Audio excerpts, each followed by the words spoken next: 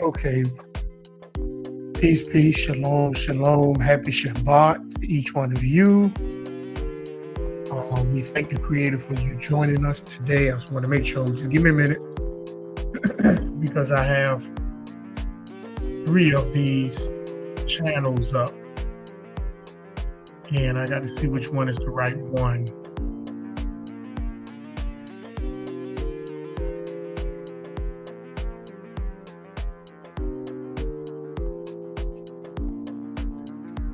Okay. I'm go ahead and send this one out. Give me about a minute or two.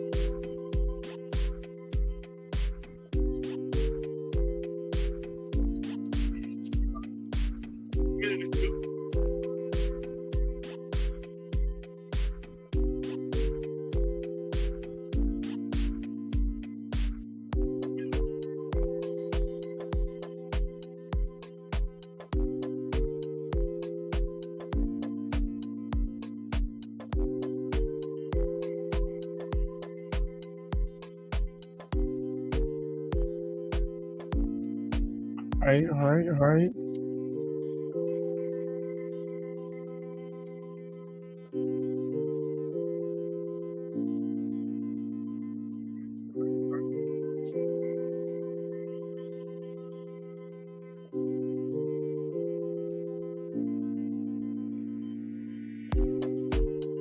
Give me a minute because I kind of messed up today.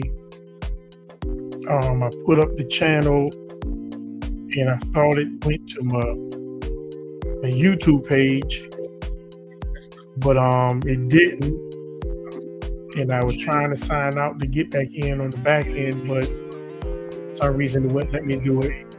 So I had to recreate another platform. So please forgive me on this one. Just give me a minute. It's gonna take but a few minutes. But we thank you for joining us today. Thank you for joining us. This is Moreh Yaakov.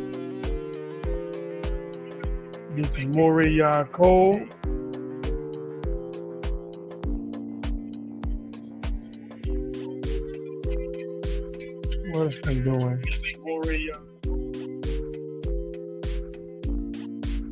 Okay, this is Moreh Yaakov and the Indigenous Talk for the Righteous Entertainment Network. While I'm getting this thing together,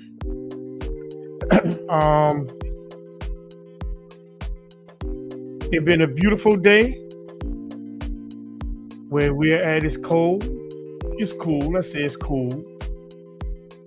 And it's nope. I don't want that. Disregard. It's a beautiful thing, and I thank you for joining me. I'm just about done. Just give me a minute. I'm just about there. All praises. Just give me a second. I'm just about there.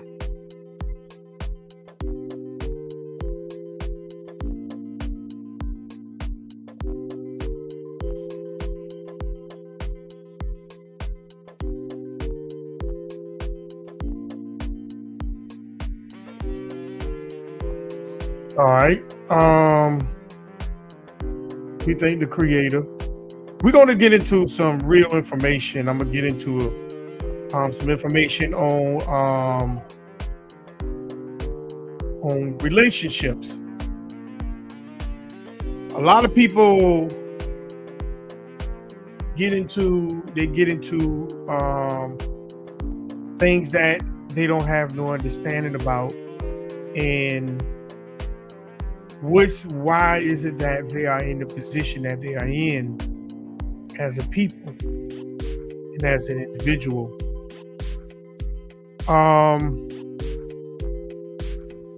And we wonder why a lot of times our lives are in the position of what's taking place right now, and we don't have no we try to figure it out, but it's like it's hard for us to figure it out, and we just simply just we just simply just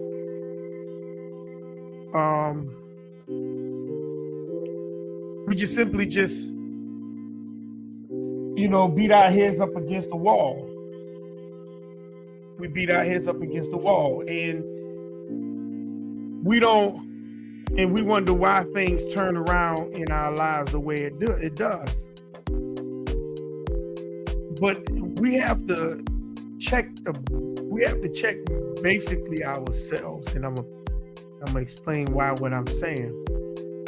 We have to check ourselves, because if we don't check ourselves, then we're going to be accusing everyone else for the things that we did to ourselves.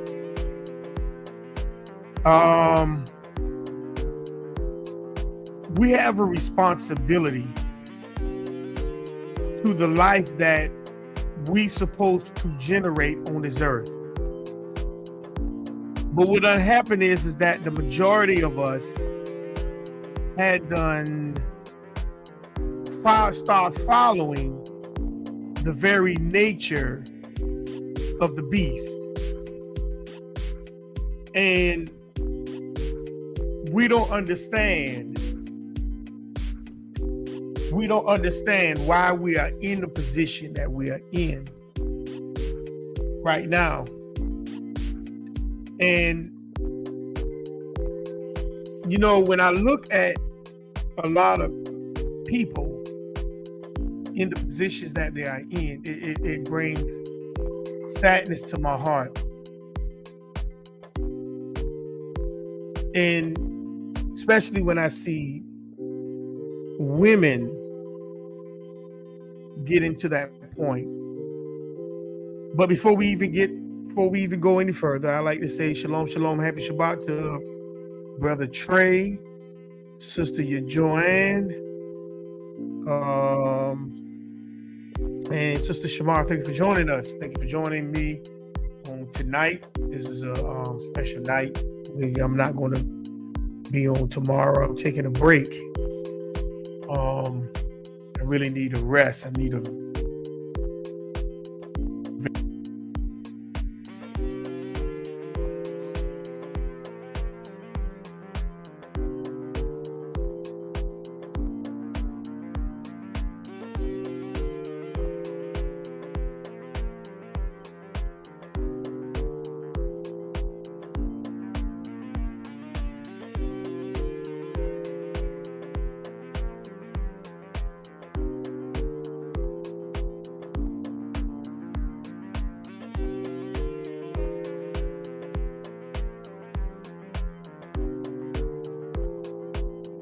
Shalom, shalom, happy Shabbat to Brother Isaiah. Good seeing you, family. Good seeing you. But a lot of us, we have this problem, male and female, when it comes to relationships, when it comes to marriage. We have an issue. And I'm not going to stay on the topic tonight unless it's warranted. But I feel like, this came to my spirit. So I want to address this very matter that came to my spirit. So, without no further ado, I want to blow the shofar. Blow the shofar.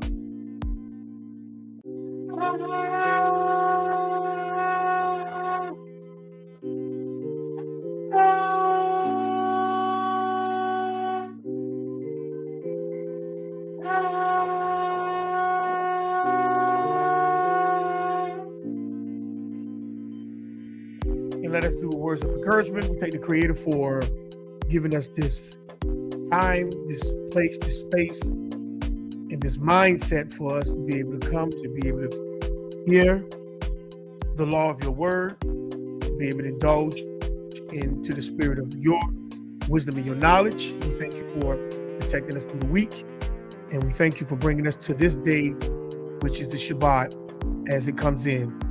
We thank the Creator for all that He has done, the blessings, the things that He has kept us from, the dangers, the things that will harm us, and the things that will have ruined us. We thank the Creator for just giving us the opportunity to be able to come before the Shabbat and be able to repent of the things that we have done wrong. Not anyone else but us, ourselves as individuals. We are held accountable for our purposeful attitude, our purposeful duties of going against Torah. So we thank the Creator for all that He has done, He will do, and He's going to do. We thank the Creator for this and many others. Selah, hallelujah. All praises to the Creator and the Creator alone. No one else. So I just want to kind of put this in retrospect, is that a lot of us are going to be held accountable for the purpose that we don't fulfill on this earth that the Creator has given us. A lot of us, we had to follow the lifestyle of these foreigners. We follow the lifestyle of these invaders. We follow the lifestyle of people that has nothing to do with Torah. And then we wonder why our lives are so screwed up and our lives are so backwards and it's upside down, flips inside out. Is because there's some things that we are doing wrong. And I want to start out tonight as in addressing relationships, because relationships in the Hebrew culture is very important. A lot of us, we take relationships like the world take it. I can change clothes, I can just do this, I can do that. And we end up in the same boat, in the same bracket as those that Torah was not even meant for. And then we wonder why our children grow up messed up, destroyed, and etc. It's because we are not really paying attention to the very actions of ourselves. That's the reason why the Creator told Moses in Deuteronomy 31:6. He says that these people is going to go a-whoring after the other nations. And we don't understand why we are in this position and why the other look at us in the manner that they do, because they don't see family. Very seldom they'll see family. And a lot of us, we don't see family. They don't see family when it comes to us. It's because we're taking the pattern of family after them. So I'm gonna get into this video. This is the business. You can go to his channel. He's have very good material, and this is fair use, fair use. You can see this is going to be some inappropriate language. So fair use under the 1976 Copyright Act. This is not my material. I claim no rights to this material, but we're going to use this for teaching purposes and edification purposes. And this is our Black women done as wife material. Because, I want to address this. Is the so-called melanated woman wife material? This is the question that we have to ask ourselves. We have to really run head on head with this. And this is only the beginning that I'm going to talk about. Are the so-called indigenous women of these Americas, are they wife material or are they done? So let's get into it. Let's proceed. This is Jason Black. I'm going to take, we're going to get to some points in his video. So pay attention. Ridiculous is no longer a concept. Pay attention. Gentlemen, So let's get into it. the Let's team go. like that. You don't have a lot. Oh, I don't want to get into all that. Let's You go. all can't I'm just trying to trust. get back to the point I was. I need to find out, do you represent me well? I need to find out, are there videos running around of you? Let's go. I'm just gonna play it. I'm gonna play it. want y'all. I'm gonna take this off because YouTube gonna black this off. I don't want to get into that. YouTube gonna black this out. I don't want to get into the actual meat part of the thing. Let's go. They've been told that marriage is a retirement plan of last resort. Now, that's the one thing I want you to remember. They have been told that marriage is a retirement plan of last resort.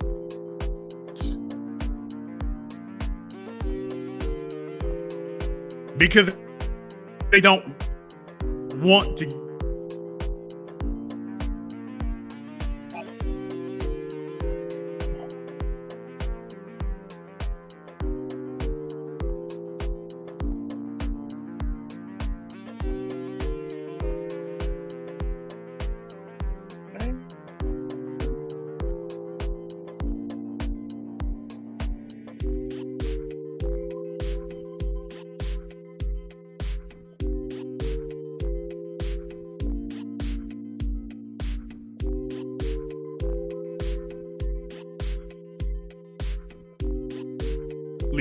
useless as wife material. They possess none of the abilities. They possess none of the interest.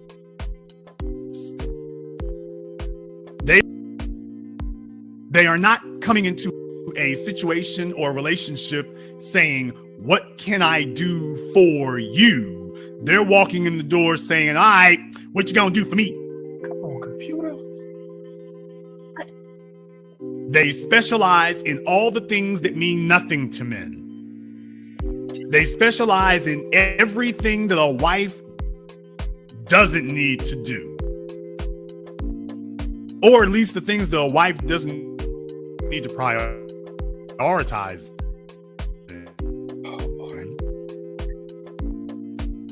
Can't use. And is now is actually threatening and damaging now. Last week, I was talking here about this story here out of Georgia, where they want to criminalize boys saying who's pretty and who isn't. And by the way, we did finally find this piece of work here. Nakisha.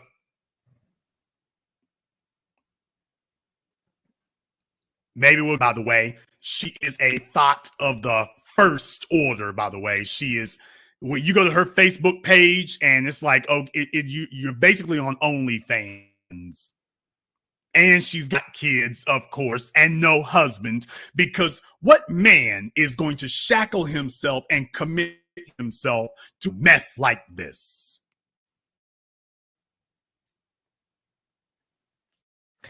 That's the first thing that you have to remember, is that they won't, when you have children, the first thing a man would do is pay attention to those children. See, a lot of women in their minds thinking because they have children that another man is going to come in and take care of those children. Now, you might get one or two, but the majority of the men, they're not going to come in and just take care of your children. Let's keep going. We're going to talk about something today. Let's go.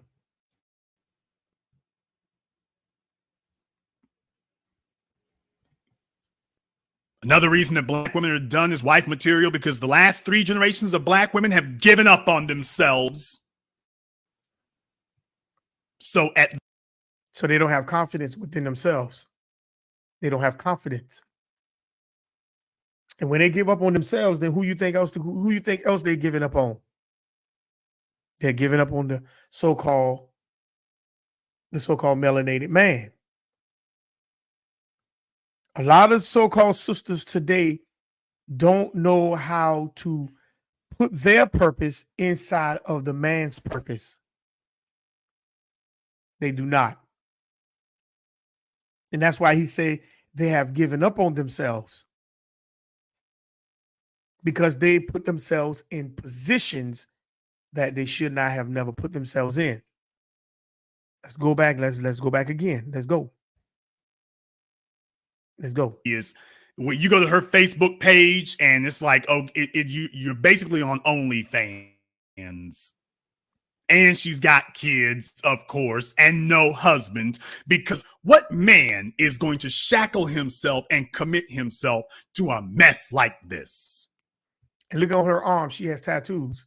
So I'm quite sure she got tattoos other places too. Let's go.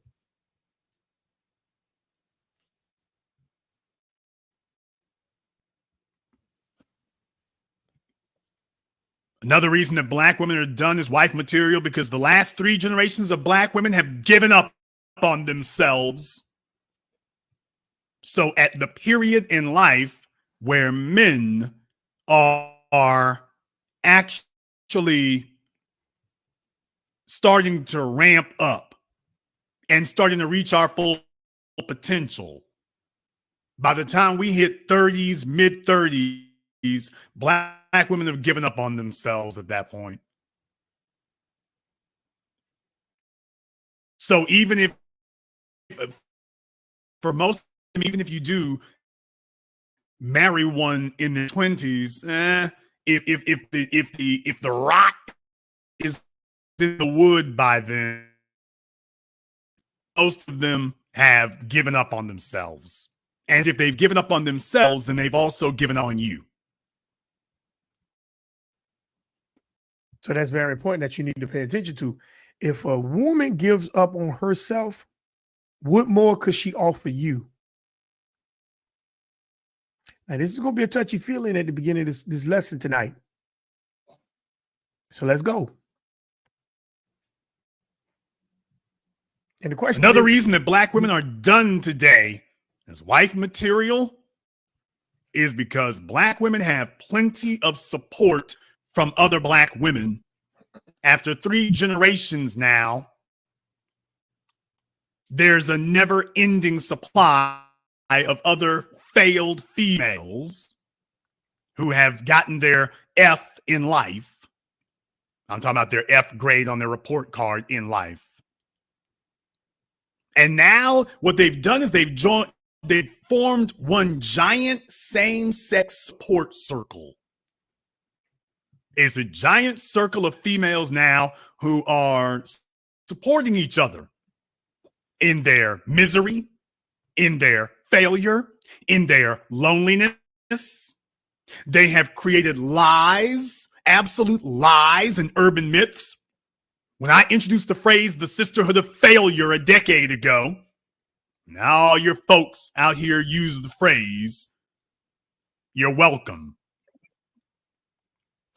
They've all gotten together now.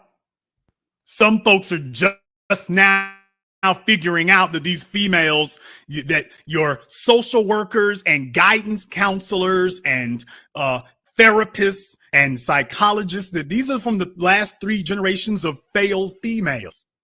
So you can't, the folks who are supposed to help you get better are just as broken as you are. Some folks just figured that out.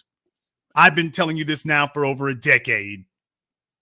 So now you have to ask yourself the question. These women, a lot of the women today, let's hear that one more time.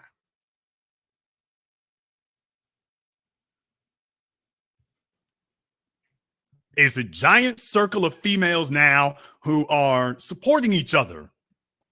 So a lot of females today are supporting each other in their failures. Now that's very big and powerful. They formed a circle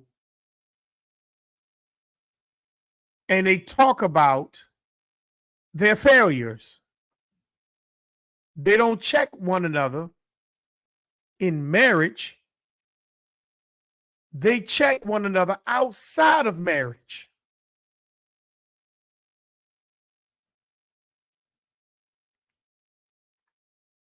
See, they got that sister circle going on.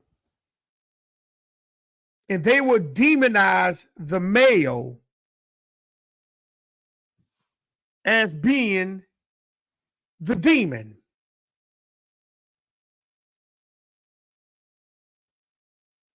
But what about the circle that you're in? When you come up around your friends, do they check you dealing with your marriage? Or they check you about your husband who you don't have respect for because you gave up on yourself? Let's go. In their misery, in their failure, in their loneliness, they have created lies, absolute lies and urban myths. When I introduced the phrase the sisterhood of failure a decade ago, now all your folks out here use the phrase. You're welcome. They've all gotten together now. Some folks are just now figuring out that these females, social workers and guidance counselors and therapists and psychologists, that these are from the last 3 generations of failed females. So you can't, the folks who are supposed to help you get better are just as broken as you are. Some folks just figured that out. I've been telling you this now for over a decade.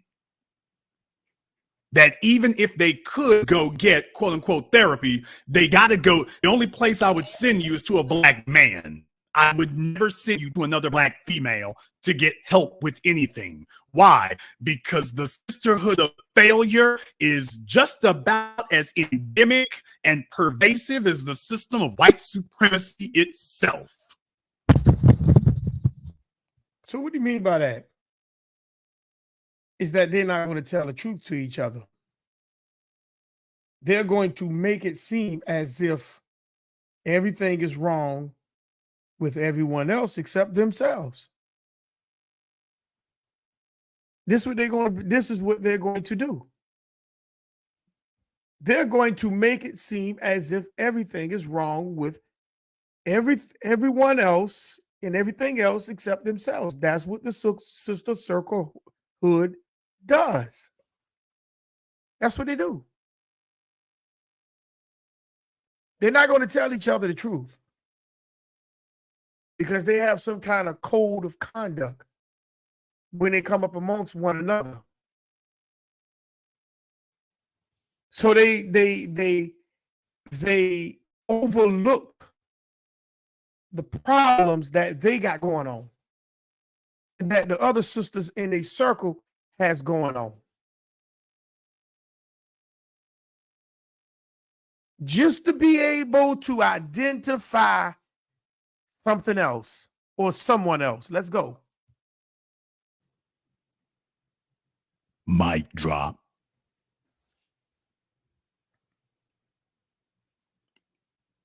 White supremacy is the single biggest threat on planet Earth today. And it's certainly the single biggest threat to black people. But the sisterhood of failure is a close second because it has aided and abetted our enemies.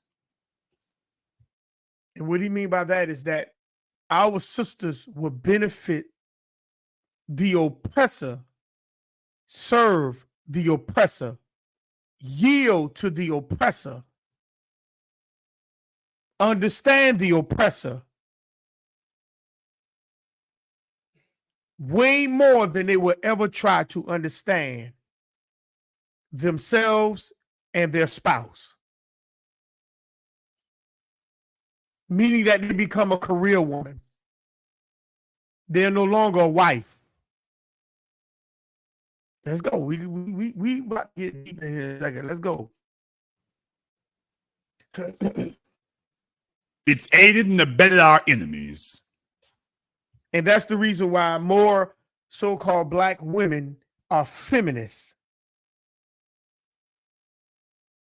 And they became the enemy to their own house.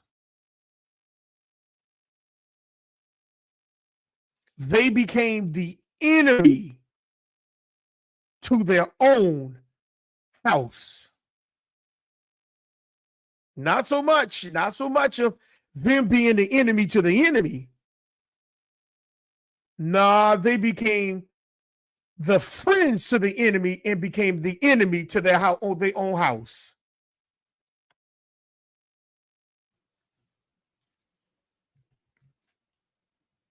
Just understand that.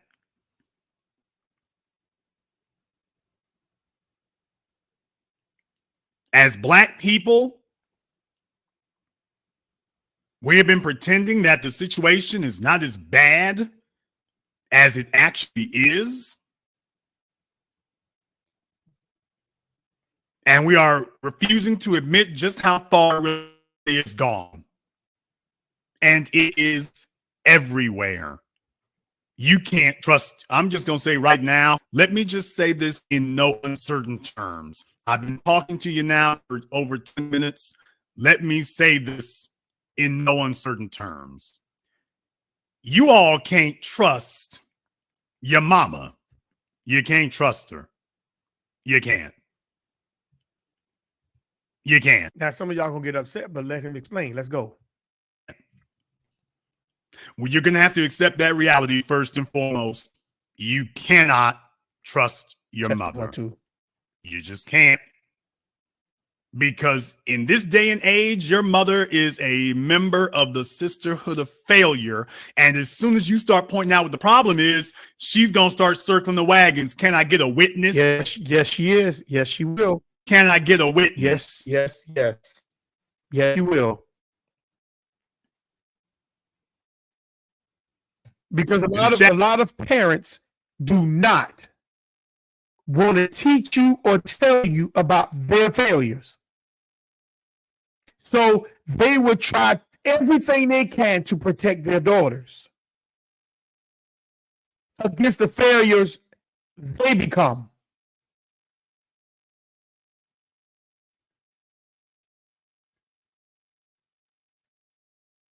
This is what he's about to get to. Let's go. That room you talked about Chicago. Who's in charge of Chicago today? Black female. A black female that a black man can't do nothing with. I want you to know that trend. A black female that a black man can't do nothing with is in charge of your city, and take a look at the state of the city. I was never a fan of Andrew Young, Coleman Young, none of them Youngs. But take a look at what Detroit and Atlanta looked like back then.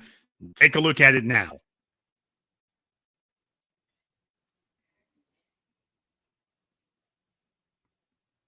Take a look at that.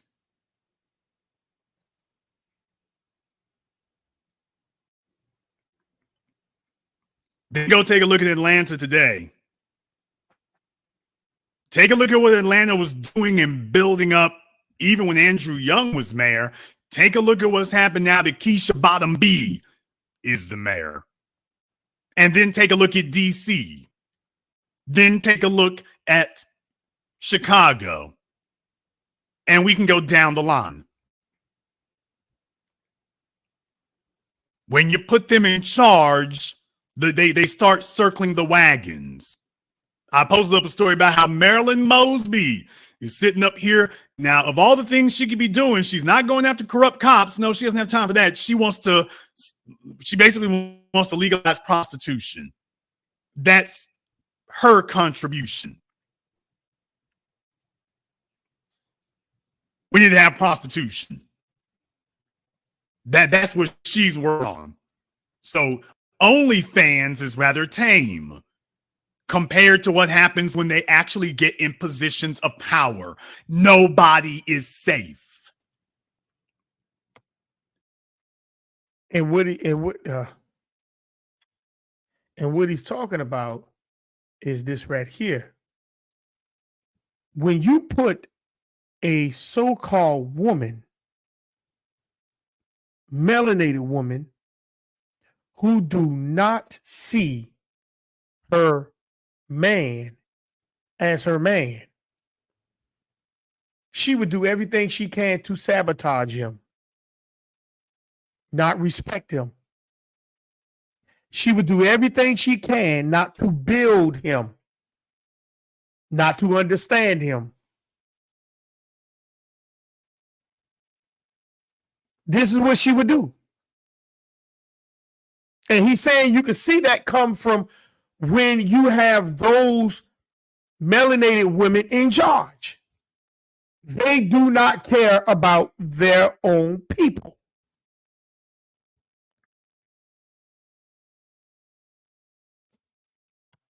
You are supposed to be able to put your women in positions of power over the children, but that is not what we have today.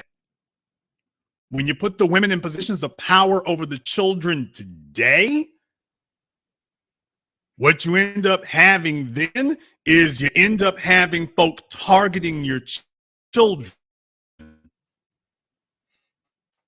The Department of Child Protective Services in every major metropolitan area in America is majority, the caseworkers are majority Black women.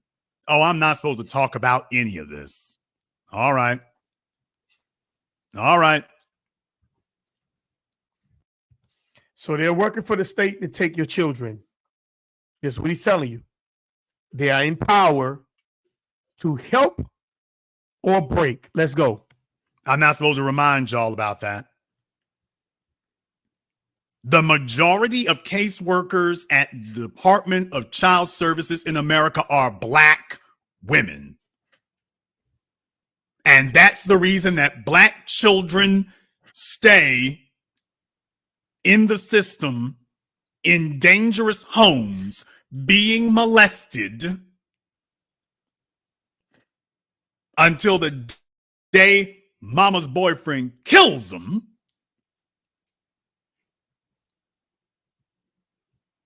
Because as you talk about the code of silence of the mafia or the police, can we discuss the code of silence among Black women when it comes to abusing children, this congenital systemic abuse of children? Can we discuss that? Because it doesn't matter what their ages are, when the police show up, they practice white supremacy. But when Black females show up with each other, they practice the sisterhood of failure. And it doesn't matter what happens to the children are not going to be taken unless a white supervisor or somebody else, one of the very, very few who's not a product of the system, or the police make too much of a ruckus, or the doctors at the hospital. Now, that's usually where it has to happen, because you can't depend on the females to stop it. Oh, I'm sorry, I didn't say that. You can't depend on the females to stop it. They will run interference for each other at the Department of Child Protective Services. They run interference. They don't turn in the reports. They leave the children there until something terrible happens to them. But their goal, you work for the Department of Child Protective Services. You're supposed to be protecting the children, and instead the priority is protecting each other. And if that sounds like the way the police deal with Black folk, yeah, you're right. It is.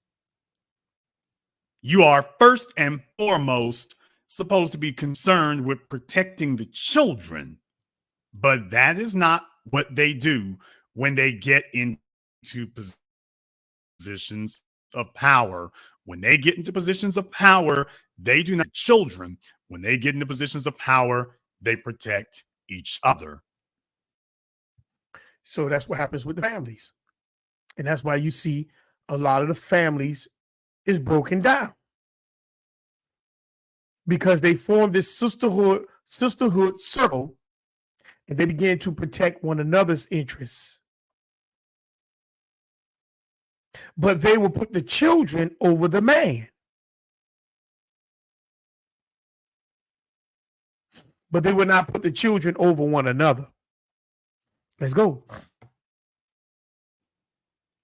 except when it comes to economics. Oh boy, you all didn't think I was going to give you the 720 degrees. Yes, I certainly am. Oh, they protect each other except when it comes to economics. When it comes to economics, when if another black female is doing as bad as you, protect her. But when it's time to help another black female do better than you, oh man, oh hell, that's when it all goes down. 100 years ago, black women were able to become multi-millionaires, adjusted for inflation, simply off the hair care industry alone. 100 years ago, black women were supporting each other. Annie Malone, Madam C.J. Walker, there was a business rivalry, but black women as their customers supported them. Madam C.J. Walker's business model worked because black women supported her. Today, have you all ever set foot into a black female-owned hair salon? Oh man, am I doing it? Am I telling too much truth again now?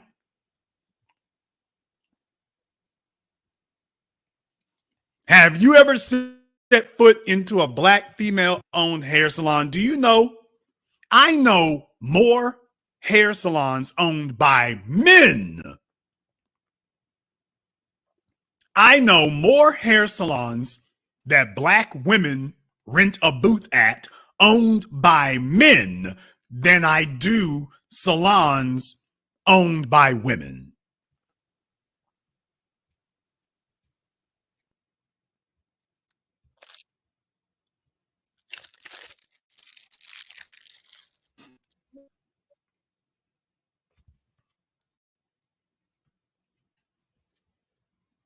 And so do all of you.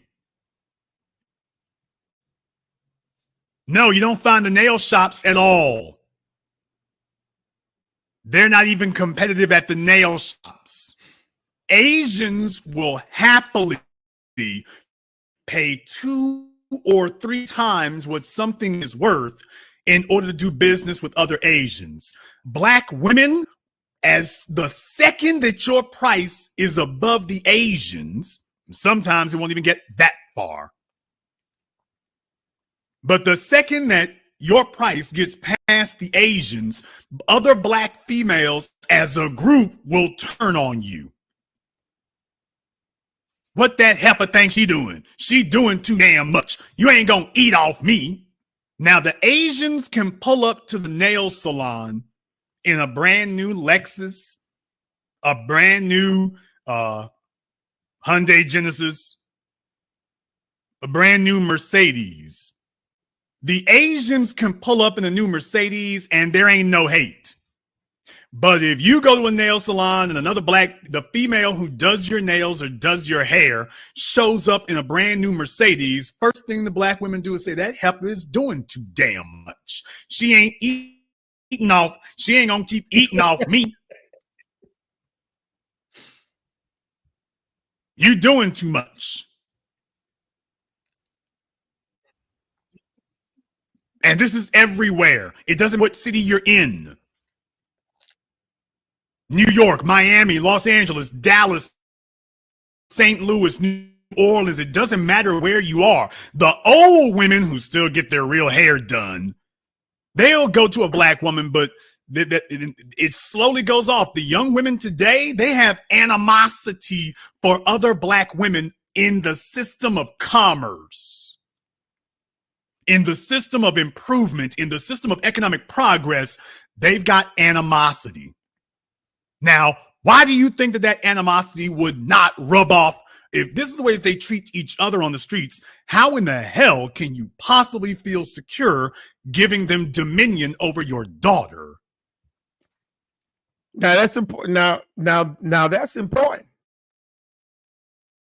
If they don't support one another financially, and they do not show that they can control the dominion over the children or themselves when it comes to commerce, what do you think they're going to do to your children? Look at your children, look at your children, look at your babies. Why do you think our children are the way they are?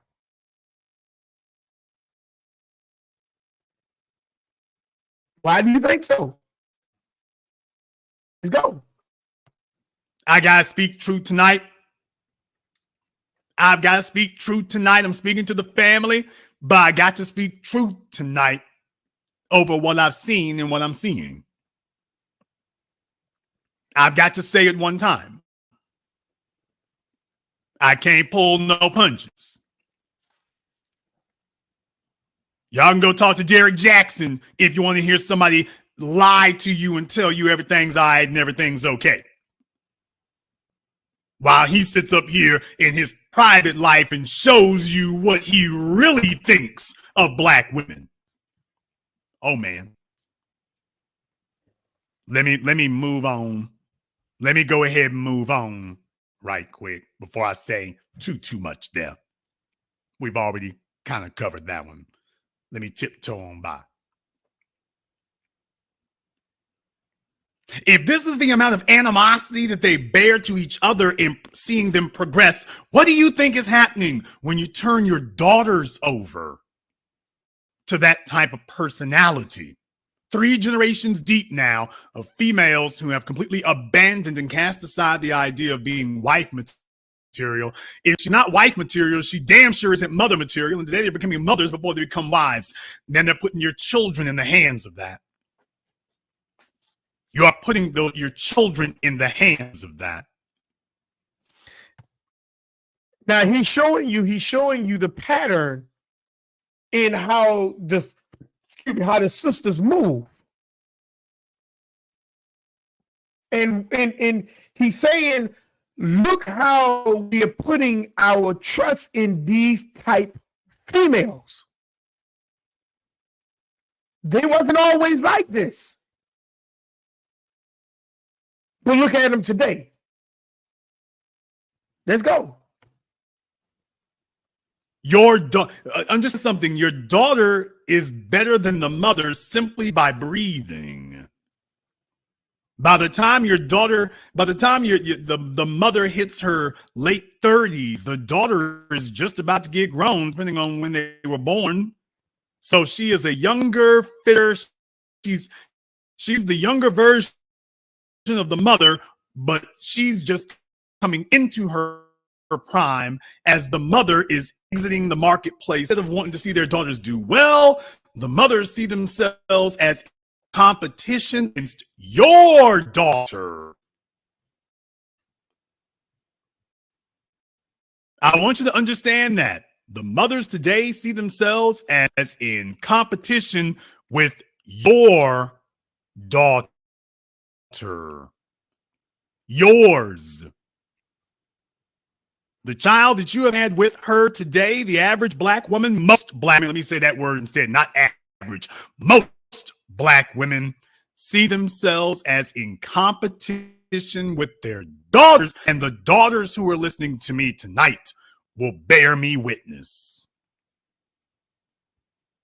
The daughters listening to me tonight will bear me witness that the single biggest obstacle they faced in their lives is their own mother. Majority of you.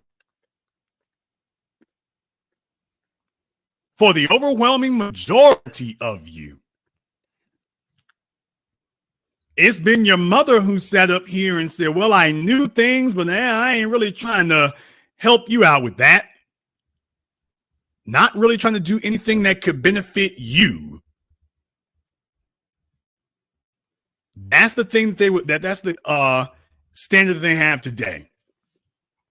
When you see the daughter progressing, gotta throw an obstacle in the way of that. In the home. In the home. In the schools.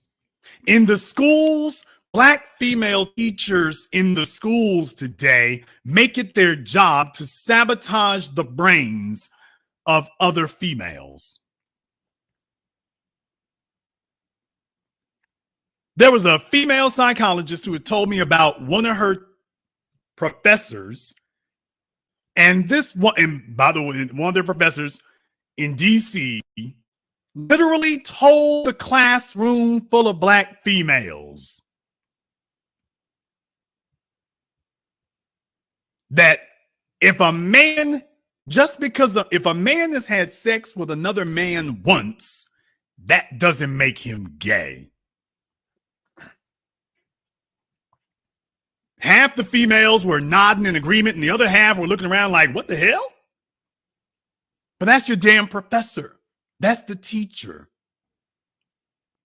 telling them in a college environment where they're there to get their degrees so that they can become counselors and psychologists and therapists and social workers, telling them, those who are going to be in charge of other people's mental health, that if a man has sex with another man once, that doesn't make him gay. Here's the problem. They were either too stunned or too unaware to think to themselves and ask the question, okay, well, how many times does he have to do that before he's gay? So in other words, the older women supposed to teach the younger women comeliness. But instead of the older women teaching the younger women comeliness and how to be a wife, they're sabotaging the young women. So they grow up and not knowing what a wife is, what reality is. And we wonder why the conflict is going on between male and female. And why most of the women don't understand protocol within a relationship. So they follow the feminists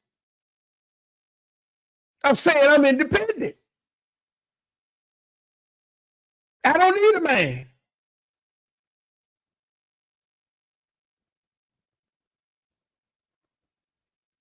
Because they're messed up. They've been sabotaged by their mothers, and they've been sabotaged by the education that they was going to school, college to get.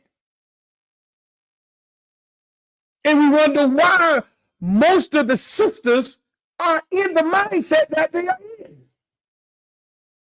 So instead of the sisters forming a circle to try to help build them, they will form a circle to keep what? Perpetuating the failness of them. Let's go. We about done with this video. How many times does he get to lay up with another male before he's gay? Now, here's the problem. If they had asked the professor that question, the professor would have said, there is no number. That's what the professor would have said. The professor would have told them, oh, there is no number. Yeah, she was trying to play coy at first and say, well, if he does it once, so you're thinking, well, we'll give him a pass. Maybe he made a mistake. No, what they mean is, no, there is no number. There's not a number. And then you wonder why the STD rate among Black women is out of control everywhere. Then you wonder why having these little moist dudes around as their quote unquote friends is out of control everywhere. Then you wonder why the epidemic of Black female loneliness and dejection is at epidemic levels everywhere. To the point now, and you all saw me catalog this and document this New Year's this Eve, New Year's this year.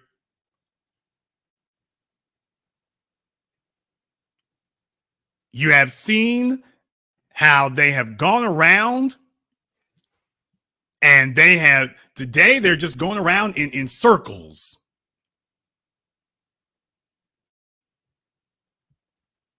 They are now experts in hanging out with each other. They're experts now in hanging out with each other.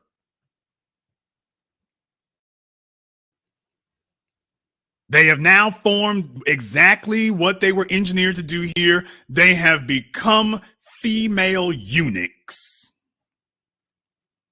When you think about a eunuch, you usually think about a male. Today, Black women have become the eunuchs of Western culture and of Western society. They are the eunuchs of America.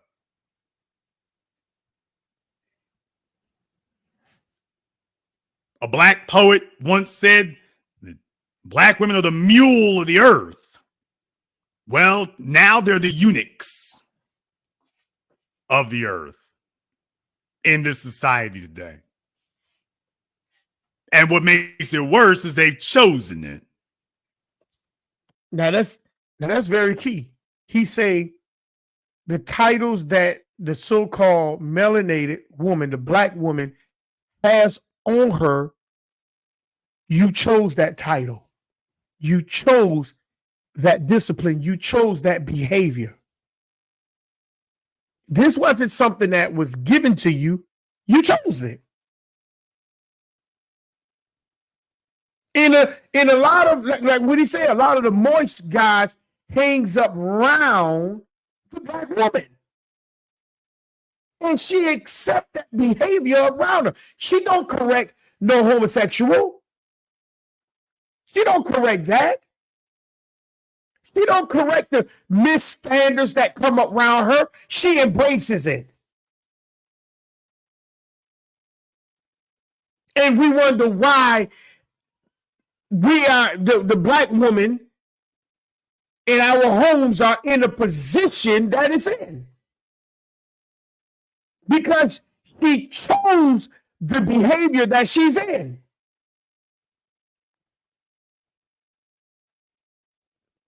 See, you got to tell the truth.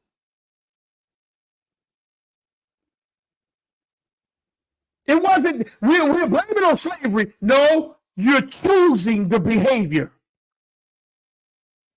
Instead of you checking the female, your friends, your circle, you embracing what's in the circle. Let's go. What makes it worse is they have made a conscious decision between order and chaos, and have chosen chaos. So long as they get to be the queens of the cesspool and the princess of the gutter. So they want everybody, they want the attention and the spotlight on them. They don't care nothing about anything else that goes on around them. They just want the attention and the spotlight on them. Let's go. Are Black women done as wife material? Yes. The last 3 generations are done. You basically need to just pick them up, ball them up, scrap them, toss them out. They're done. They don't have a concept. They have zero appreciation for the concept of joining into a civilized union with a man for the purposes of producing and perpetuating the bloodline and legacy. Now, notice what he said. Notice what he said. It's about producing and perpetuating a bloodline and a legacy. That's a marriage. It's not just going to have a baby. That's not what this is about. Anybody can produce a baby. But how many of y'all know that the baby's supposed to continue the bloodline and expand the legacy? Let's go. They're not ready. They're not fit. No one has prepared them. No one has taught them. They've grown into adulthood with no interest in it. And the only time that they finally do get interested in marriage is as an escape plan. Uh-oh. Uh-oh. That's when they get interested. That's when they get interested in marriage, is when it's an escape plan, because they know their life had to become failures. They're trying to escape from their failures. So let's go. And a rescue strategy, but not because they actually appreciate the responsibilities and obligations of being a wife. They talk about marriage, but they don't talk about the obligations of being a wife. You see, when we talk about you being a wife, we're talking about you raising a man's legacy. Notice I keep saying the word legacy. When a man puts his children into your care, he wants to see them grow into little versions of him. Now that's important. The woman's supposed to train the children in the purpose of that man. Now hold on. The woman to say, well, the man ain't worth raising that child in the purpose of him. He's a whoremonger. He ain't doing this. He ain't doing. Well, hold on. You done had his child. So once when you have his child, how is it now you can stop raising his child in the purpose of him? Tell me how that happens. How do you stop raising that man's child in his purpose? Because you found out you don't like what he do. You found out you ain't with the game plan that he's doing. He's in. He's working towards. But you knew that before you got pregnant.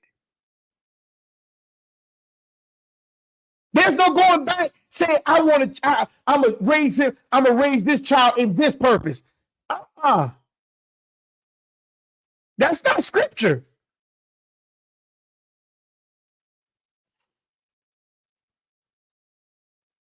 I'm going to raise this child separate from his father or her father.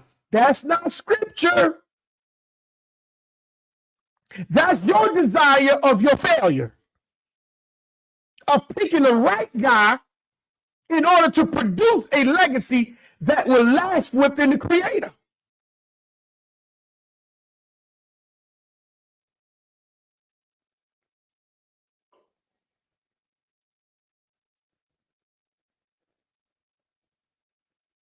You got to peep the game plan.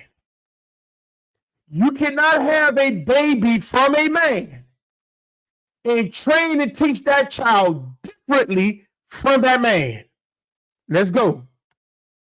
That the excellence and the accomplishments that he has made, that you are going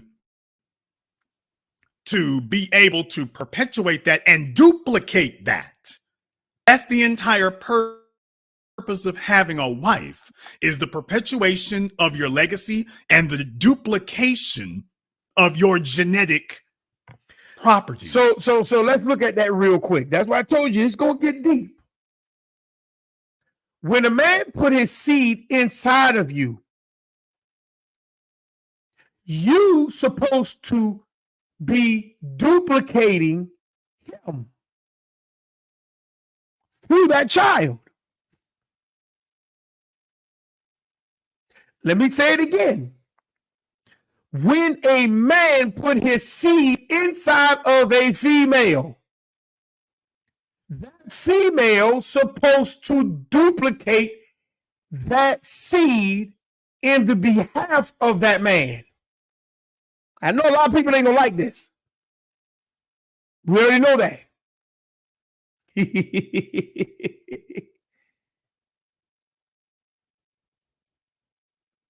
It don't matter how you feel about that man. Your job is to Dupe is to produce a duplication of him.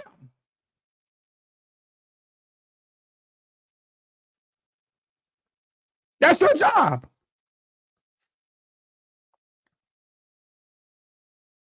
Your job is not to produce a duplication of yourself. We're not talking about looking like the child don't look like this or he look like or she look. No. That child supposed to know the legacy and the purpose of their father. The female supposed to teach that. The female supposed to drill that inside of that child. That's her purpose. That's the purpose for actually having children.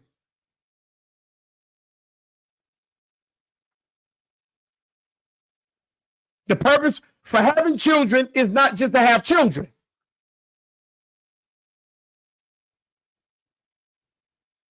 It's to produce a legacy and continue a bloodline.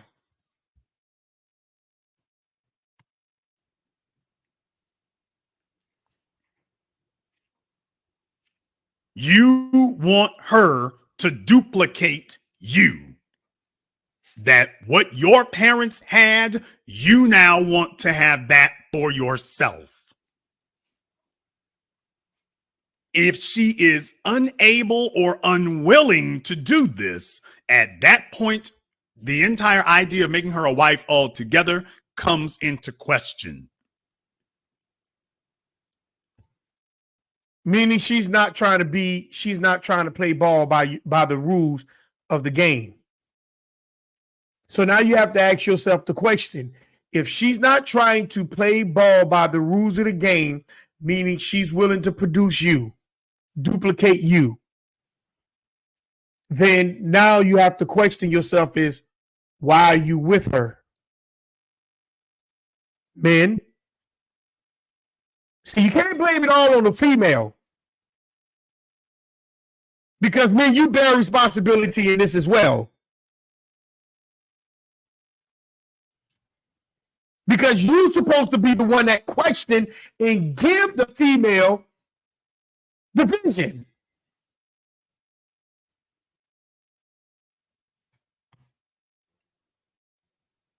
If she is unable or unwilling.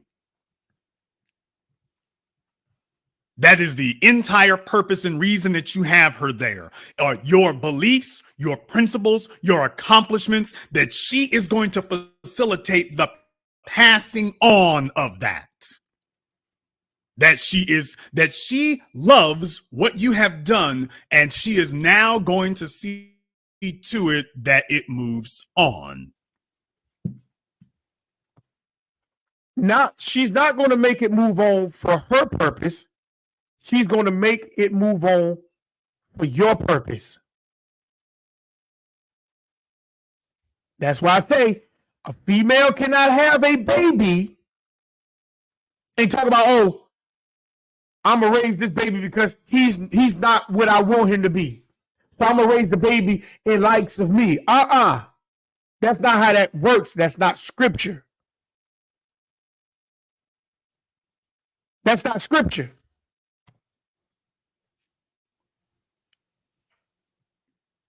That is what it means to be wife material. Take a look at Dr. Betty Shabazz. Take a look at Coretta Scott King. These women were icons because even after their husbands were murdered, these women were able to competently and fully carry on their legacy. Now, how many of these females, these wives, if the wife is married, or if you're planning on marrying a female, understand your vision? Men, if you're married, who's listening to me on the sound of my voice, how many of your wives know your vision? Understand your vision. Realizing your vision. Help building your vision. We ain't talking about no material stuff. We're talking about your vision of your legacy. How many of them know that?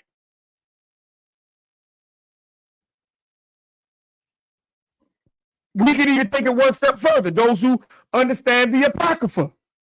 When Tobit got hurt, His wife stepped in his place to keep the business going.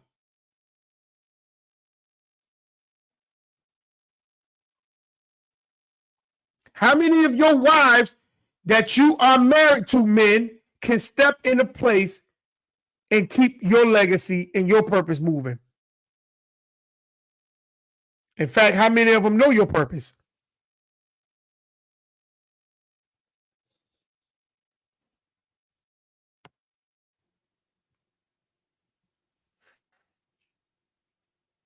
That you don't see that today.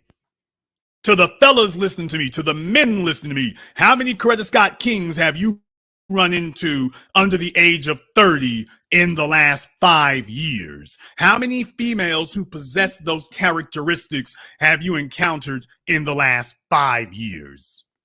A Mary McLeod Bethune in the last 5 years, and Ida B. Wells in the last 5 years.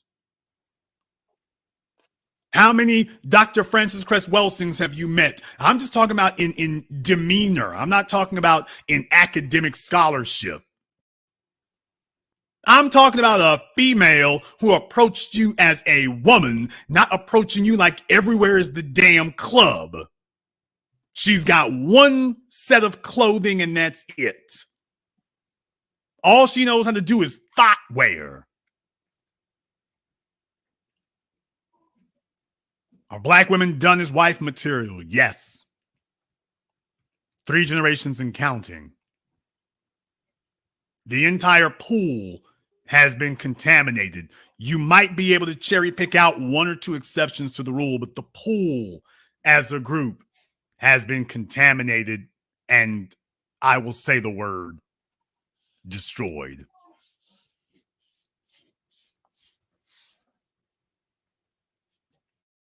The men are the ones complaining about marriage and wifehood. The females, when the women get together, they don't talk about this. Let's be very, very clear about that. When the women get together, they don't talk about it. Women don't ever get together and take an inventory of each other and say, let's discuss being a wife today. They don't do that. The women discuss dating, which really just means sex. They do not discuss being a wife. Women don't get together in circles. You can go watch The Real, The Talk, The View, the damn nonsense. Not simply because they've got all the wrong women up there talking, but none of those women are even discussing what it means to be wife material. They get together in circles and they'll discuss who they having sex with and who they sleeping with and call it dating. Or sometimes they won't even do that. They'll just get straight to this. We having sex. It'll always be some scratchy, deep voice, George Jefferson, Wheezy Jefferson sounding chick up there. But they are not discussing being a wife. But the majority and the majority of the females watch those type shows like Atlanta Basketball Housewives and all that other crap. And you mimic your life after that. That's what you do. You mimic your life after those shows. And then when you get around your girlfriends, y'all don't talk about what it takes to be a wife to continue a man's legacy. You talk about the nonsense, you dress like the nonsense, and you think like the nonsense. When they get together in a group as females, the conversation doesn't veer off into wifehood. It doesn't veer off into matrimony. It never leads off into a discussion about what it means to be in a marriage with a man who'll commit to you. Not until their ass is in a crack and they got 3 or 4 kids, or they've been divorced 3 or 4 times, or the debts are piled up, or they realize, oh hell, this is the last train leaving. Then all of a sudden, in their 30s or 40s or later, it becomes a scramble. They start screaming at the last minute, talking about, now I want to be a wife. When the men have hit their stride, when the men have hit their stride and the females have declined in theirs, all of a sudden the females start making quote unquote marriage, and I have to say quote marriage because it's not actual marriage. They want to get a sponsor. So that's the thing I want to talk to you about now, because, we're going to have an honest conversation about this, ladies. Ladies, most of you are not wife material. Most of you are done and finished. You were done and finished a decade or 2 decades ago. We do not need to discuss wife material and making wife material out of you. That would be a futile conversation. It would be futile and stupid and useless. So we're not even going to go there. And the rest of these folks either are not smart enough, experienced enough, or articulate enough to be able to articulate it like this, which is why it falls to me. But ladies, most of you, including the ones listening to me right now, you are not wife material. You lost that opportunity a decade, maybe 2 decades ago. Therefore, we need to discuss what you can actually get. Because that's not the kind of thing we talk about here. When it comes to the internet and circles, they don't just say it like I just said. Ladies, most of you, you missed the boat and it's over. You missed the boat and it's done. It's done. And that's a hard pill to swallow for a lot of you females.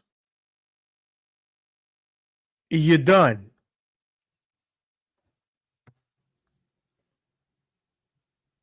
And you are just going to have to accept that reality. So we're going to have to look into where we can actually get you. Let's stop the video right here. You could go finish watching the rest of the video. It's The Business. It's Jason Black. Are black women done as wife material? And the answer is yes. A lot of you are done. A lot of you are done because you wasted your primehood. And a lot of the females were not taught about legacy. They just go into a marriage having a baby, wanting to be with a man, but not knowing that they are there to duplicate that man. That's what marriage is about. And they're supposed to train the child in duplication of that man. And you wonder why. And here's the thing. And a lot of people wonder why.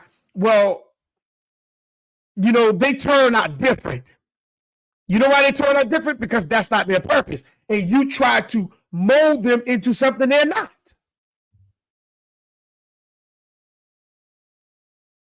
The legacy of that child is of the father.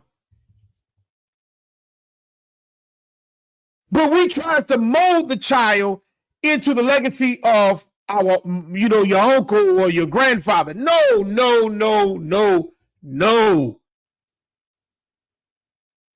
I was talking to a sister last week, and I think she's like 20 years old. And she has a son. And I say, I hope the father's with you. Oh, no, not that nigga. Not that nigga. He ain't no father. I said, well, hold on, sis. So now he's a nigga. But he wasn't a nigga when you was having sex with him. And you produced that baby. You mean to tell me you didn't see the nigga? Now he disguised it real good. How can a man disguise his purpose?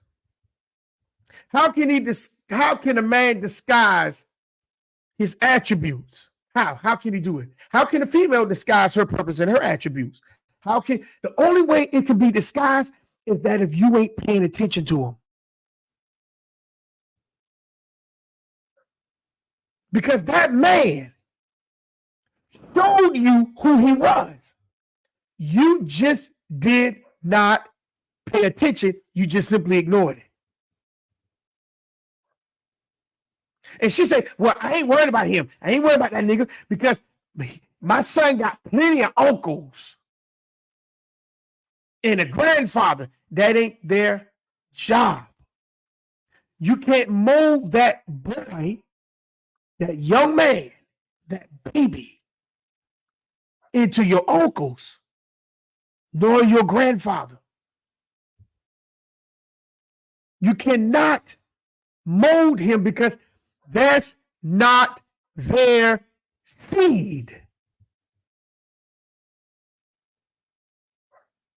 You may not like the man you had the baby from.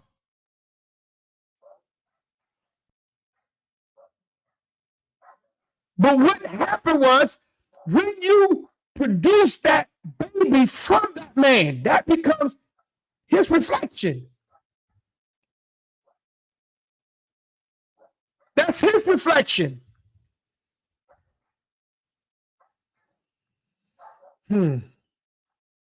That's his reflection.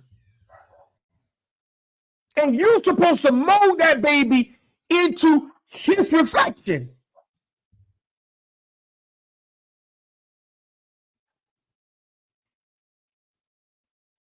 Let's grab the next video, and then we're going to get some scriptures. Let's grab the next video. We see the women, the females don't understand their purpose. They don't understand the purpose. They do not understand the purpose.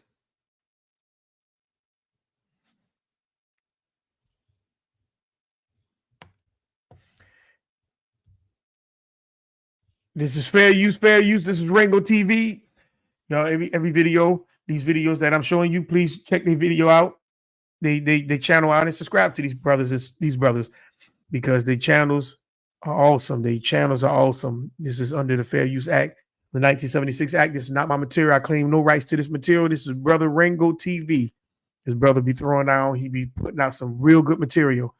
Just like the business, Jason Black be putting out some real good material. So go check the brothers' channels out, and you like the material, subscribe to the brothers' channel. I know I am. I'm subscribed to them. So let's go. 3 reasons women will settle down with men they don't love. let me repeat the title again. 3 reasons women will settle down with men they don't love.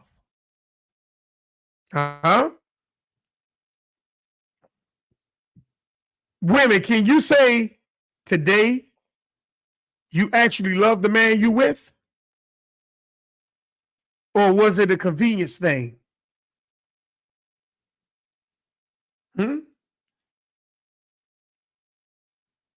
Was it a convenience thing, sisters? Do you actually love the man? How do celebrities like Justin Bieber? Do you love that man that you're with today?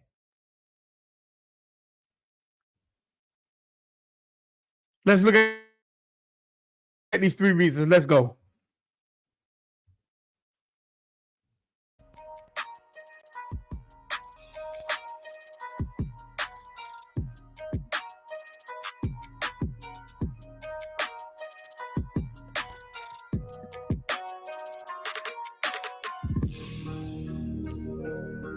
Ringo TV reactions. We in the building again for another one. Make sure you rate, comment, and subscribe. Pretty much, ladies and gentlemen, what we're going to be talking about is a very interesting topic. Very, very interesting topic. I want to cover a video that focuses on the 3 times in which a woman will settle down. That's pretty much what I want to talk about. The 3 times a woman would settle down with a man. Now, the way we're going to be spinning this one is not going to be the way you might think. When she settles down, it's not because she wants to. You understand?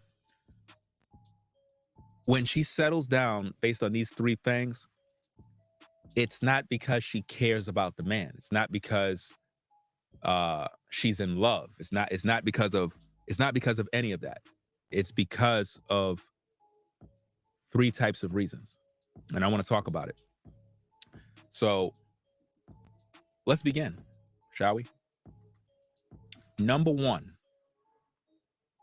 a woman would submit to a man and settle down in a relationship when she hits rock bottom.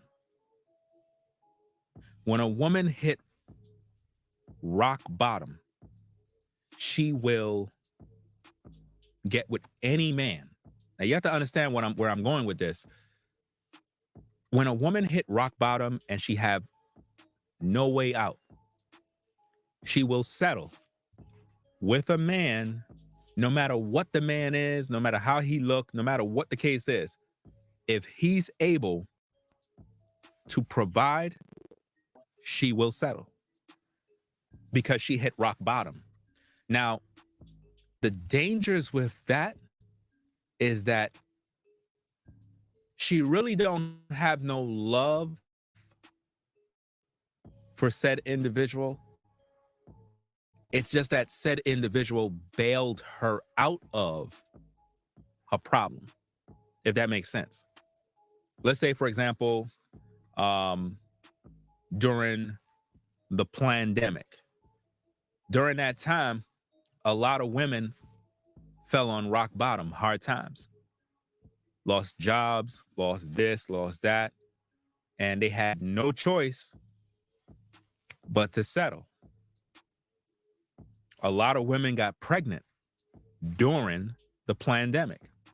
Believe it or not, a lot of women got pregnant during that time by men in whom they really didn't love. It's just that their situation was so severe. Getting pregnant was their only option to have the security needed. And this is a fact in today's culture. You find a woman who hit rock bottom. I'm talking about she's at the end of her rope, lost everything, doomed. She will settle with any guy as long as that guy is able to provide the resources and necessary things that will sustain her. So, number 1, when a woman hit rock bottom, loses a job, don't have no money, no place to stay,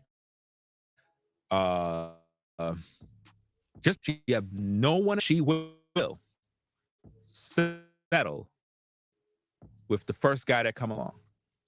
She will be faithful, she will behave herself, and she will humble herself. But now the danger to this, guys, is this.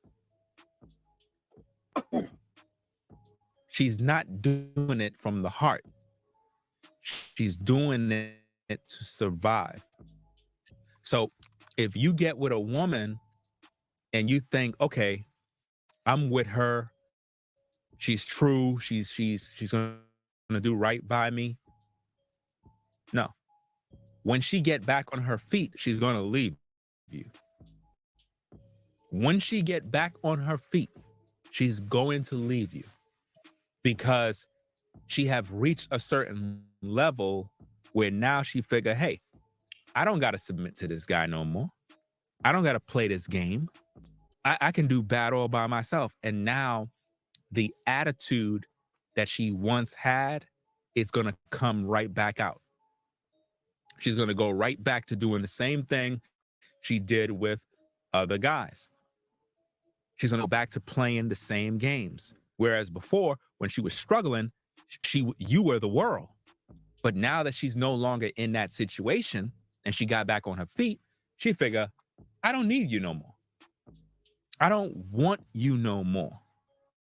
You're not even my type. And she's going to despise the fact that you even existed. And this happens a lot with a lot of guys where they get into relationship with women and these women were on hard times. And rather than letting these women fend for themselves, these particular guys took these women in, gave them shelter, gave them room, gave them housing, whatever the case is. And it gets so bad with some of these ladies, they'll get pregnant. Literally, they'll let you get them pregnant because they see this as, if I could get pregnant, I could keep the guy around long term. In other words, I have a reason to be here because it's not like he could just go get rid of me. But if you're pregnant, it's like, how can you get rid of the woman now? She's pregnant. So some women will get off of birth control just so that man, the John Doe, can impregnate her. And this is where a lot of guys become victims of child support because she never really had the baby with you because she loved you or wanted to give you a baby from the heart. No, it was her way to survive during the hard times. The baby was a guarantee that you will remain in her life. In other words, she needs your resources. She needs a place to stay. She needs a car to drive. You got those items that she wants. So she's going to be on her best behavior. But deep down inside, that's not who she really is. She really don't like you. But she'll settle and cooperate with you as long as need be till she get back on her feet.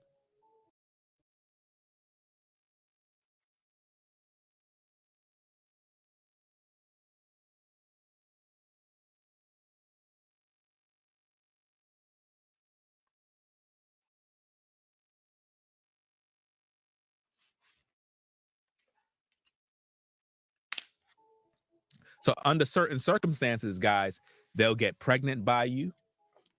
And once they get pregnant by you, the dynamic of the relationship is going to change drastically. So you got to be really careful about this, guys. Let's get past like seriously, you got to be very careful that you don't become the type of guy that want to save a woman from her problems.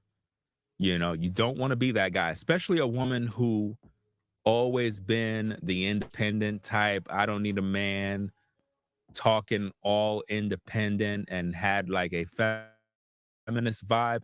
The last thing you want to do is bail her out of her problems, because I guarantee you she's going to leave you, and it's going to hurt because you're going to put your all into her during the beginning stages, and eventually she's going to leave you. You know what I mean? So number one, guys, when a woman falls on hard time, loses a job, loses her place of residence, family won't deal with her no more, she ran out of resources, at that moment, she will become a submissive woman to any man. Now, hear me, guys, to any man that would offer her shelter and who will say, hey, I don't mind helping you.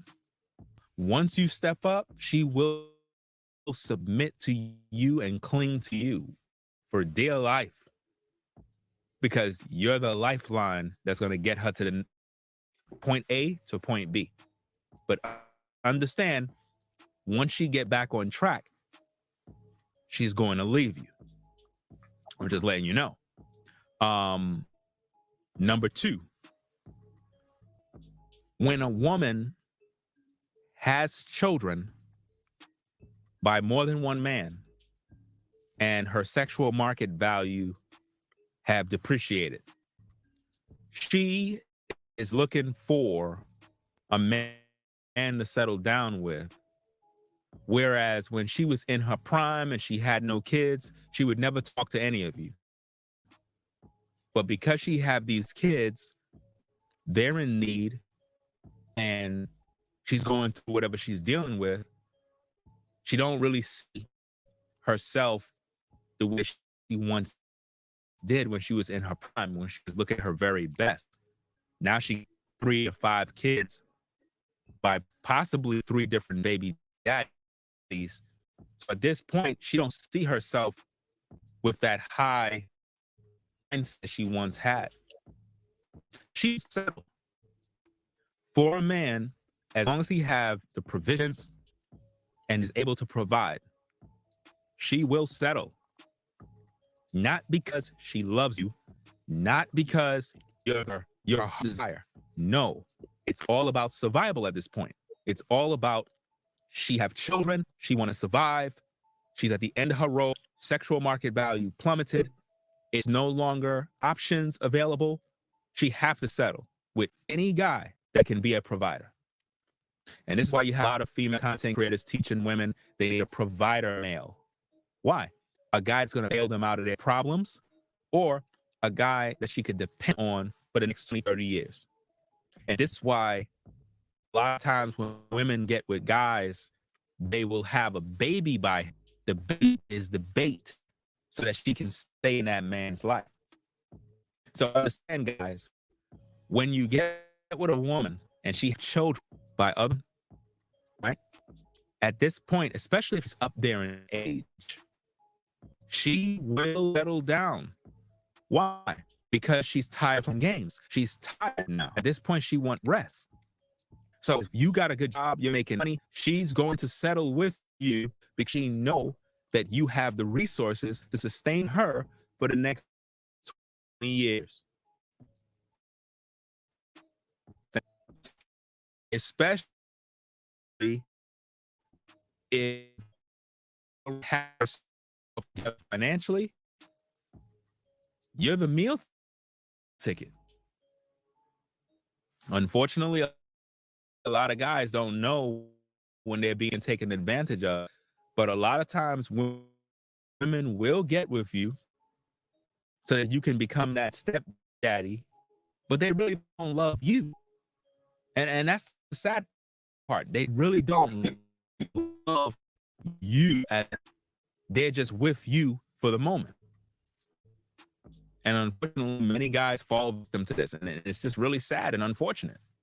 You know, it's really a situation where it's like, man, you worked your whole life as a brother, building yourself up, and then you do all of that only to get with a woman that got kids by 2 or 3 different guys, and you step in to be a stepdaddy.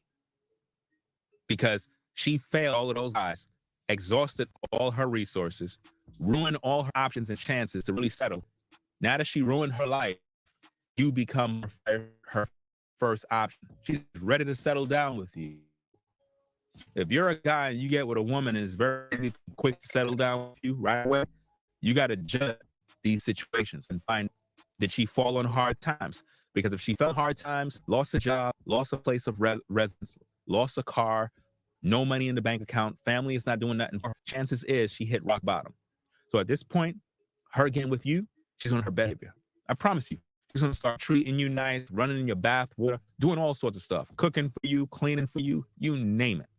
She's going to treat you like a king. Why? Because she know if she don't do these things, she's done. So it's going to be either that, or she's going to get with you because her sexual market value dropped and she realized that she's not that dime piece that she was when she was in her early 20s. She's no longer that woman. She's now in her, age, whether it's in her 30s, 40s, it doesn't really matter. But if she have kids out of wedlock by other guys, chances is she's going to see you as the way out to sustain her the next 20 to 30 years. Women are always looking to survive. A lot of times when they get with men, when they're going through a lot of difficulty, it's to survive. It's not about love, In order for a woman to get with you and actually love you, she have to respect you. But when women get with guys for his resources or because they fell on hard time, they don't really respect you. They just want to use you to. It's very important that you end these particular 3 things, because it's going to be responsible for helping you to maneuver in the real world. Because a lot of guys are out here struggling, trying to figure out why they're going through all these different issues with women, or why that woman left, or why he felt like he was betrayed and used, because she was using you the whole time. She was using you the whole time. This is why you got to see, did a woman fall on hard times? Because I'm telling you, during the pandemic, a lot of sisters fell on hard times and they got pregnant, settled with a man, hopes to keep that man in her life. And sometimes you can have women that experience 2 of the situations, meaning she may have fell on hard times, loss of job, loss of home, loss of car, right? And have kids and is moving up in her age. So now she's experiencing 2 of the issues, more of a play of using that guy for his resources, because she's looking for a stepdaddy for her kids, and at the same time, the resources to sustain her for the next 20 to 30 years. You know, next 20 to 30 years. Number three,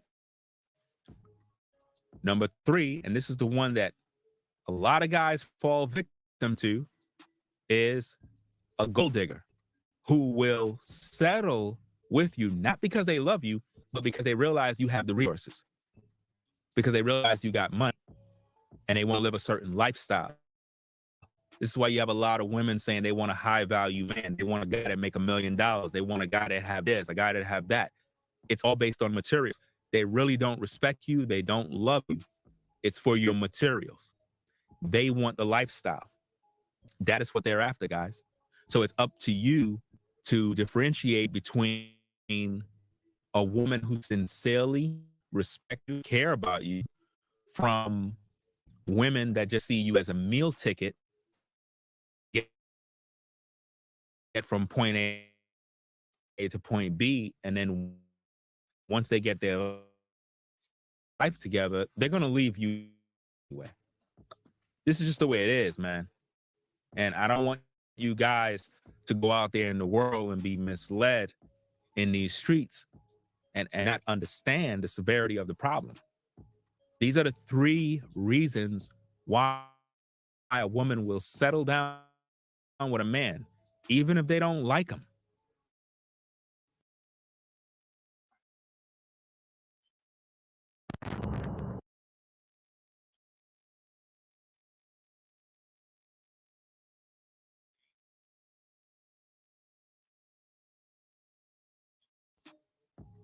One, because she fell on hard times. She lost everything. She's at rock bottom. She will settle down with any man that got any provisions. She'll take it because she don't got nothing. 2, because she has kids out of wedlock, sexual marketplace value drop. She's not having any options. She have these kids that need to be taken care of, no father figure in the home. She figured her time is up.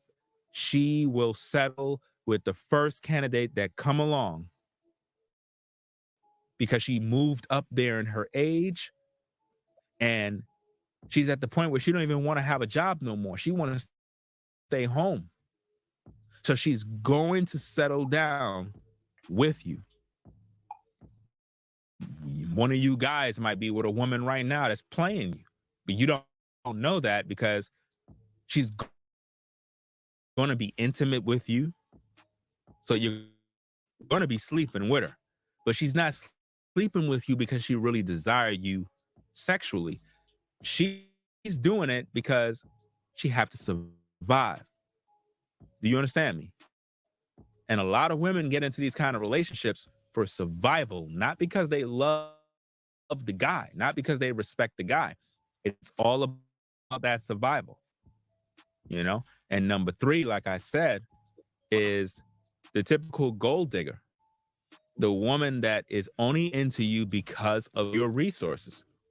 This is why, as a man, you're not supposed to lead with your money, lead with your wallet.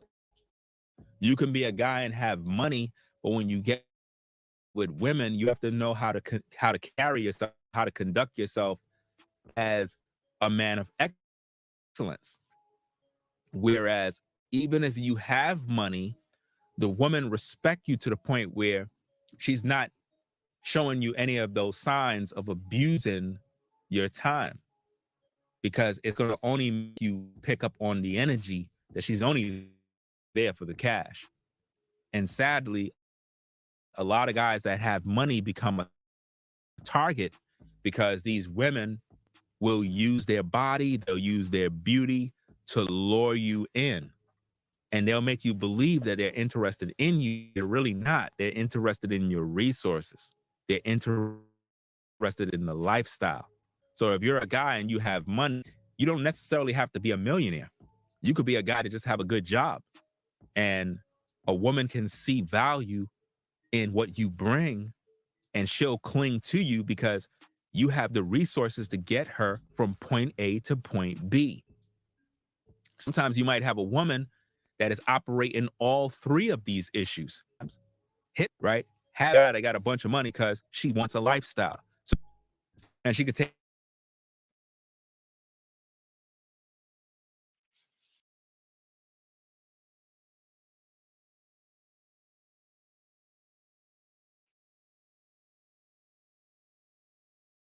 So we're gonna stop it right here. Questions before I move forward. Let's go to Sirach, the 25th chapter.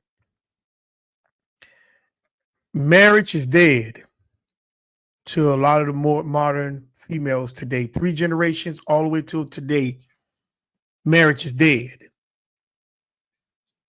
Because the reason why it's dead is because a lot of sisters are not being taught what marriage is. A lot of sisters are not being taught the purpose of when they have a baby. They're not. And they will train these children after themselves when that's not the purpose of the scriptures. They're supposed to raise that child in reflection of the man. They're supposed to teach that child the purpose of the man. Period. Marriage is about bringing 2 bloodlines together to continue to carry those bloodlines forward and expand it. It's about expanding the purpose that is there. But a lot of times when you look at these relationships today, most females don't understand. Most men don't. Most males don't understand the purpose of their roles. You see? And that's the reason why our children are in the position of where they're at today. So I'm gonna start at verse 1, Ecclesiasticus chapter 25, verse 1. I'm just gonna read a couple of scriptures and then we're gonna keep it moving. It says, in 3 things I was beautified and stood up beautiful before the Creator and men, the unity of brethren, the love of neighbor, a man and a wife that agree together. See, those things is beautified before the Creator. When a female do not understand her purpose, and when a male don't understand,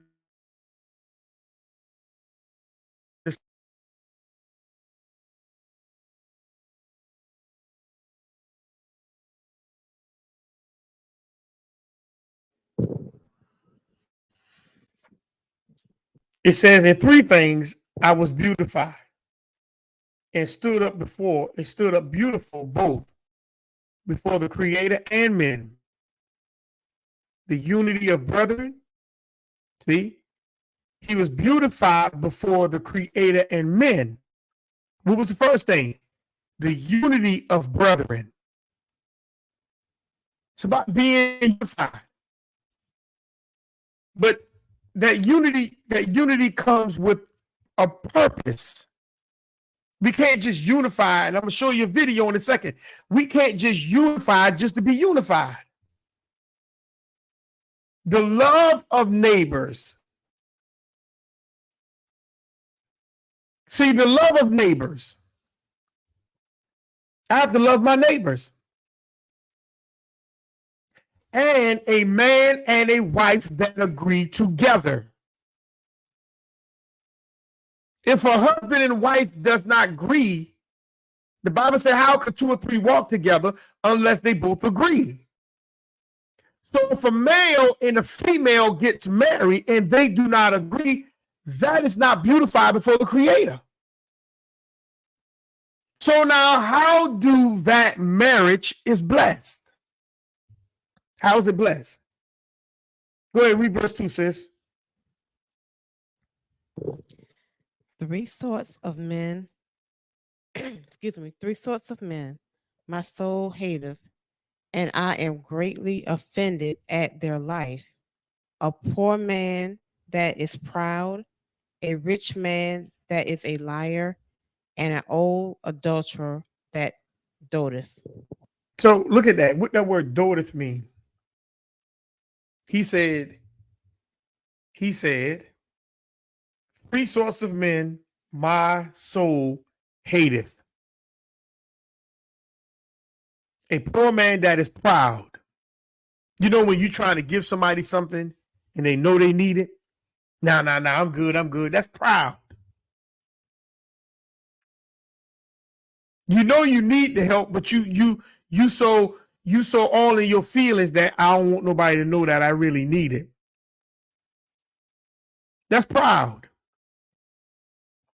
You know that you're struggling in your walk, but you don't want to go to where you done talk down at. That's proud. To be able to come to an understanding, that's proud. You see? That's proud. A rich man that is a liar. You can have all kind of, you could be rich in knowledge. You could be rich in wisdom. You could be rich in material wealth. But you don't tell the truth about it.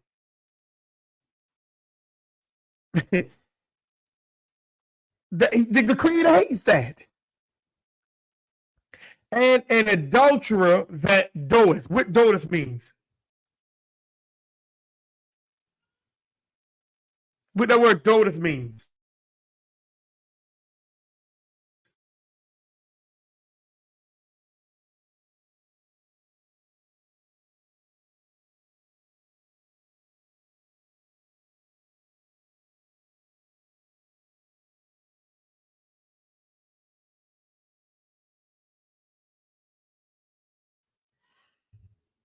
See, you have to you have to look at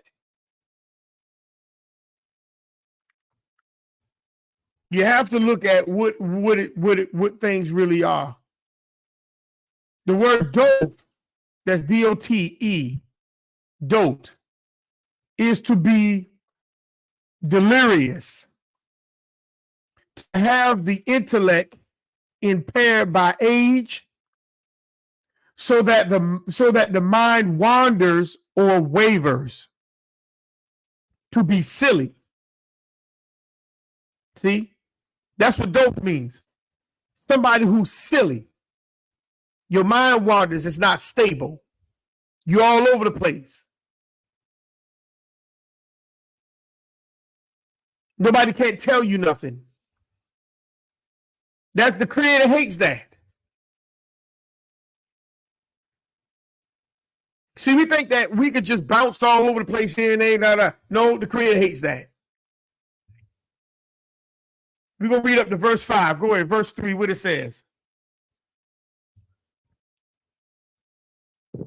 If thou hast gathered nothing in thy youth, how canst thou find anything in thine age. See, if you haven't gathered nothing in your youth, you're wasting your time while you're young. Sisters, you're wasting your time while you're young. You're wasting your time. You're having baby after baby after baby after baby after baby after baby after baby. What are you gathering? Babies. Now you get older. Now you're trying to find something in life. It's too late. You wasted your youth. Men, you're running after females' vagina. And you create all these babies. You got different baby mamas. Now when you get older, you're looking for something, you're looking to see where you're going to be grounded at. If thou hast gathered nothing in your youth is when you're supposed to be building.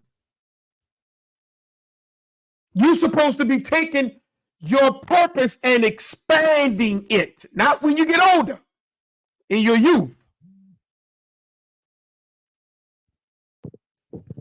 Go ahead. When I was trying to look up dotive, but it only came up as DOTE. Correct. You may read it or don't worry about it. Yeah, I already read it. Okay. Yeah. How can you find anything in your age when you get older? How can you find something? How can you now come to something or come to where you're supposed to be at when you're supposed to be doing it when you were young? Now, see, if you weren't being taught when you were young, you didn't understand it because nobody sat you down to teach you this and that, and you now coming to your old age. We understand that. But when you're young and you reject it, what you expect to gain in your old age, in your middle age? What you expect to gain? You wasted all that time doing nothing. What you expect to gain in your old age when you become of age? Verse 4 says what? Oh, how commonly a thing is judgment for gray hairs and for ancient men to know counsel. How comely a thing is judgment for the gray hairs. See? How comely. Comely means beautiful. A thing is judgment for the gray hairs. How beautiful that judgment is when a man have gray hair. That don't mean he's wise. That means now judgment is now coming to him. And for the ancient men to know counsel. That means the men of ancient, that means the people that are wise. They know the counsel, so they know what to avoid. And it's a beautiful thing when you see man with gray hair, he know how to go around certain things because he learned from experience.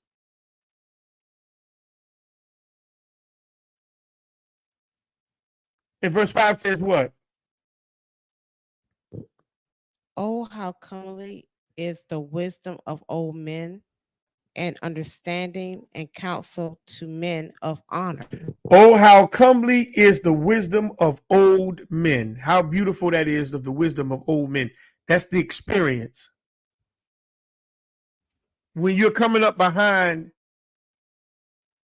men that are older and understood the path that they walked on and the mistakes, you're supposed to learn from that. That's a beautiful thing.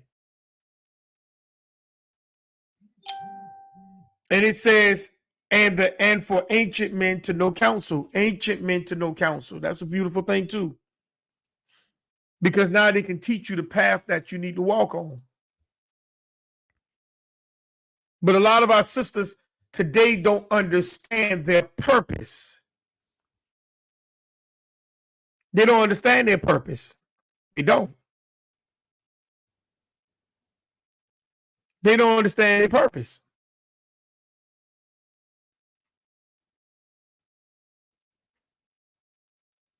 Let's get into a video. Let's get into the next video. This is IUIC.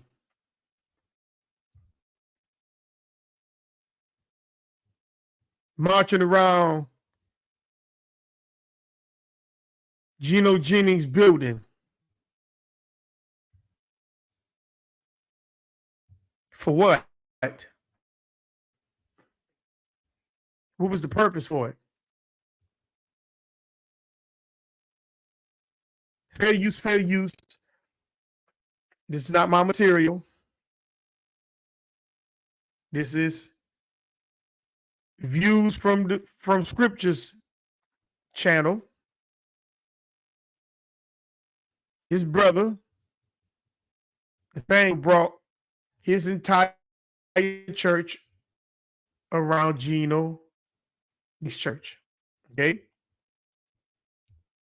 Let's see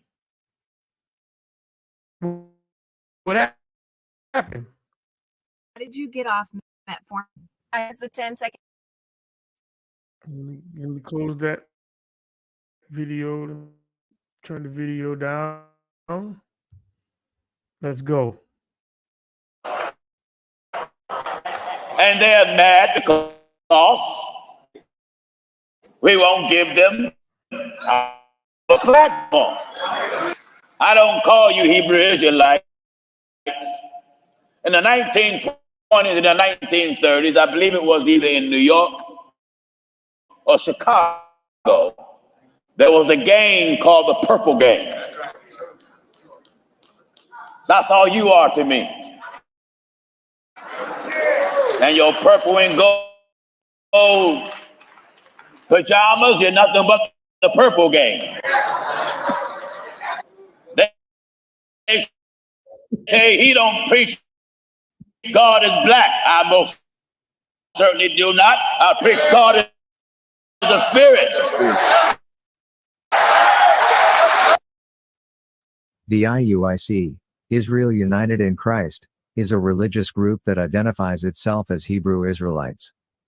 They believe that African Americans, Hispanics, and Native Americans are the true descendants of the biblical Israelites and that they are God's chosen people. The IUIC often teaches a doctrine of black and brown supremacy, claiming that people from these racial backgrounds are superior to other races. Their theology is rooted in Testament where black and that modern-day Jews are imposters. Circle. An all-white Christian church. All-white Christian church. That's a very good question. Let's go backwards. Before they turn the world, they surround Buffalo. This is after these three questions. I want y'all to pay attention to these questions that the brother is getting ready to ask. You know, and these are legitimate questions. These are legitimate questions that he's going to ask. But I'm gonna add a question onto this that he didn't ask. So let's listen to his questions. Let's go. First, have you ever encircled an all-white Christian church? So the first question is, did you encircle an all-white Christian church? Did you do that? Did IUIC encircle the all-white Christian church? Let's go. Oh, very interesting question. Number two. And this question from Mr. Muhammad is directed to the Hebrew Israelites. It ain't directed to me. Did you ever encircle an all-white Christian church? All-white Christian church. That's a very good question. Now, if they say the white man is the devil, why not encircle his church? And I'm not taking up for these churches. Trust me, I'm not. But that's a legitimate question. Have you encircled an all-white Christian church? Let's go. Number two. All right. You know the difference of belief between you and the Muslims. So why have you never surrounded a mosque? Very good. So why didn't have never circle a Muslim mosque? I mean, they say that that Islam is of the devil and the church is of the devil. So why they don't go around a white Christian church and the Arabs mosque? These are two powerful questions. Let's go. Good question. Number three. Why haven't you surrounded a mosque? All right. Number 3, seeing that many of our black young men are being shot down by white police officers, why have you never surrounded a police station? And that's another question. Why haven't you surrounded a police station in Chicago? Bringing attention and making them guys do their job. But I'm gonna add a fourth question. But I'm gonna add a fourth question. Let's go. So they said that I should have came out, and they got mad.